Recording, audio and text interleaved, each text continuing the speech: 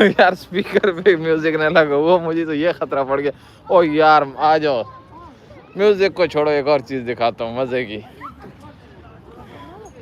इधर है chess street के ऊपर, ठीक है, म्यूजिक वाकई में स्पीकर पे लगा हुआ था। अच्छा चेस है उसके ऊपर स्ट्रीट पे, और पब्लिक जो है खड़े हो गए उधर ही खेल रही होती है, मुकाबला चल रहा होता है। और उसके जो घोड़े खोते हैं ना, वो बंदे के जितने आप घुटनों से ऊपर तक के हैं, वो मतलब सही बड़े साइज वाले हैं। तो अभी ये जो रश लगा हुआ ना, ये एग्जैक्टली उसी का लगा हुआ। तो हम भी जाके एक दफ़ा फिर से मैच देखते हैं कि मैच कितना फंसा हुआ है और क्या चल रहा है, सिचुएशन क्या है। पूरा मजमा प्रॉपर वाला लगा होता है। चलो आ जाओ हम भी ज़रा देखें।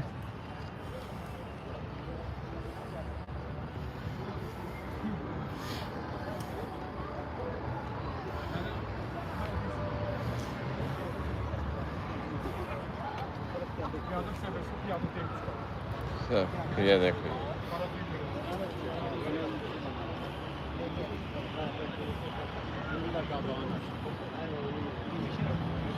पूरा बंदा उठाने जाता है।